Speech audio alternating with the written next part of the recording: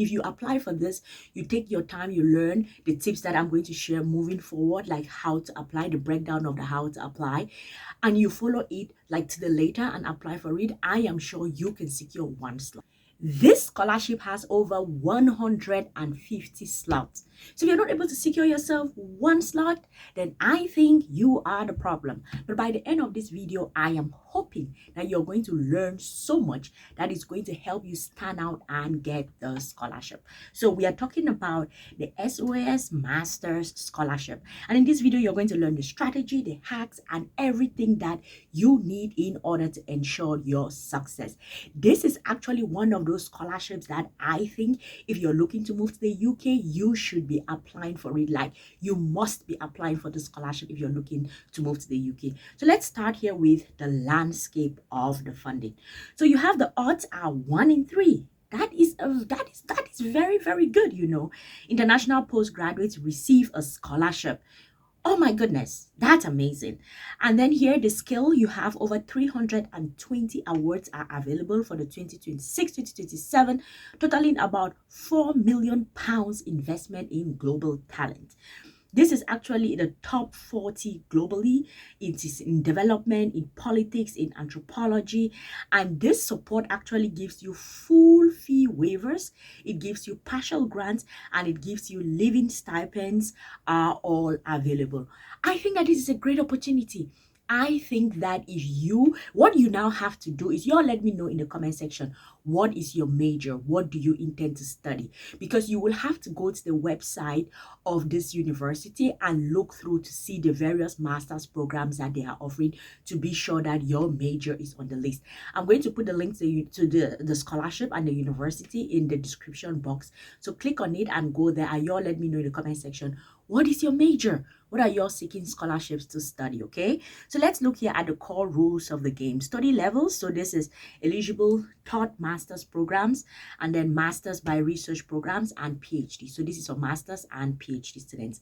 The key benefits, they have funding which ranges from partial fee, and then master students get about 8K full tuition plus living stipends, and then the Hyundai, I don't know, it covers tuition plus 22K stipend. So there are like different types of stipends all mixed in this particular program. Okay, eligibility, candidates must be overseas fee paying students. Okay, and the requirement that you need is you need a 2-1, which is a first class, in order to apply for the scholarship.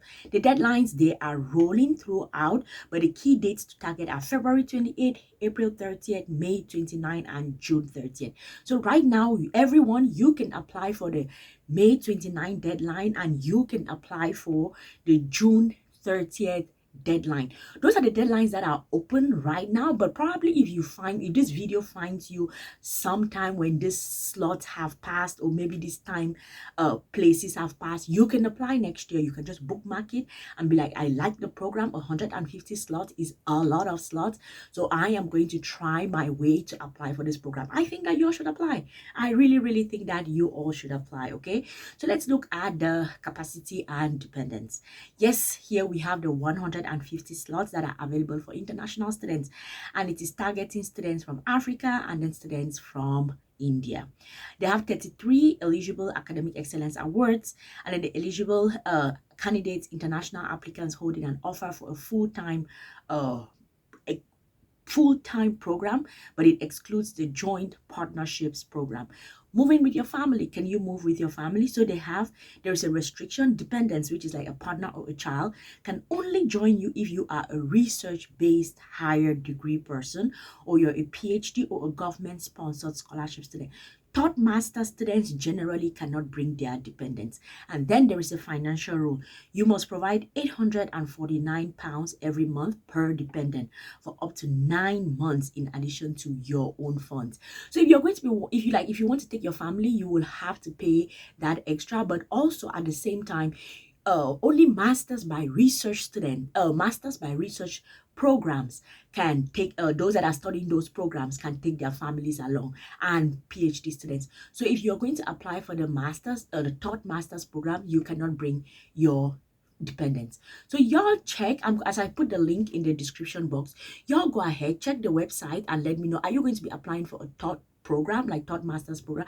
I don't know the benefits. Like if you're someone who has a family, of course you're looking to apply for the research master's program or the PhD programs because you want to bring your family, right? But not everybody has a family. Some people are just applying by themselves. So it really depends on which one that you want to apply for. So y'all let me know in the comment section, which one are you applying for? Are you a master's taught student, taught master's student, research master student, or you're a PhD student? Because that categorization already lets you know who, if you can bring your family or if you cannot bring your family. And of course, there's the additional money that you have to pay in addition to all the money that you have to pay despite having the scholarship. All right, now let's look at your opportunity here. So they have like different types. They have this one day motto group. This is the scholarship for African nationals, and it's providing your tuition plus 22K stipend. Then you have the Felix scholarship, so it is targeting Indian nationals. They have tuition plus living plus flights. Oh, that's amazing. I'm sure there are some Indian students here. And then you have the Camera anthropology for mental health. They are giving full fees, 15 slots, 10K for data science, AI, and sustainability. What is your major, you guys? What is your major? Here they don't say who the target students are. It just says, oh, they say student for Iran and Iraq. This is for students from Iran and Iraq. Okay. And then international academic excellence, they have up to 33 slots, and it covers full fees or 20K. Who are the target here? And it just says masters international student. Okay, like this is a general one. It has 150 slots. This is the total number of awards that are available. To be honest with you all, I think that if you look at the various programs and how much they are offering and the total number of slots, I think that if you apply for this, you take your time, you learn the tips that I'm going to share moving forward, like how to apply, the breakdown of the how to apply, and you follow it like to the later and apply for it, I am sure you can secure one slot. 150 slots is a lot of slots, so I think you can secure one slot. So pick up pen and paper, take notes as we go into the application strategy that you are going to use in order to get the scholarship. Okay, so here we have the standard rule and then we have the insider hack. Okay, so the standard rule is you must apply for the SOAS program through the admissions portal to get the login credentials required for the scholarship. So step one, apply to the university. You cannot apply for funding without an application ID. So in the course of you applying to the university, you will create this application ID, right? So what are the things that you should do in order to stand out and get the scholarship? Do not wait for the unconditional offer. You can and should apply for the scholarships while your academic decision is still pending. So immediately you go ahead with doing your application for the university. Now you have the application ID, switch straight to applying for the scholarship. The hack 2, save your energy. If applying for a taught master's program, you do not need a research proposal. Focus entirely on crafting a stellar personal statement. There are tons of videos on this channel about how to write a stellar personal statement. I even shared the personal statements that, like the strategy of the personal statements that got me 4 fully funded scholarships, how I thought about it. There is actually a whole playlist on this channel just for statement of purpose. If you have not watched it, go ahead, watch it such that you can really submit a stellar statement of purpose. And also my database has a ton of samples. If you're struggling, definitely go ahead, sign up for the database so you can use all of those samples in order to write a very strong statement of purpose. Okay, so let's look at your strategy 3. So here you have the future ambition rule. Selection isn't just about past grades. That's amazing. Okay.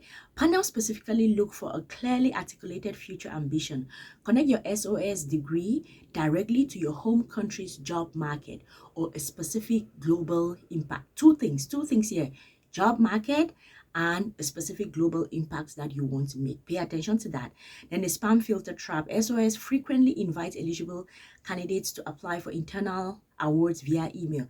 Check your spam folder daily. Do not miss maybe a £25,000 opportunity because of an email filter. Oh my goodness, why would they do that? Because sometimes the email can come when you're busy doing other things, right? Like, why would they do that? And then the golden rule for selection: you can apply for multiple scholarships, but you can only accept one. Always apply broadly, but if successful, choose the option with the highest value. As we all already saw, right, on that table, you could see the scholarships for students just from Africa, the ones just from India, the ones from Iran and Iraq, and then you had the general ones that you can apply. So if you're from Africa or India, you can apply for those specific ones, and then also apply for the general ones, so that you can spread out your risk. And then based off of the offer that you get to choose the one that you like. Okay, let's go to step 4 on strategy on how you are going to secure the scholarship, because that is very important.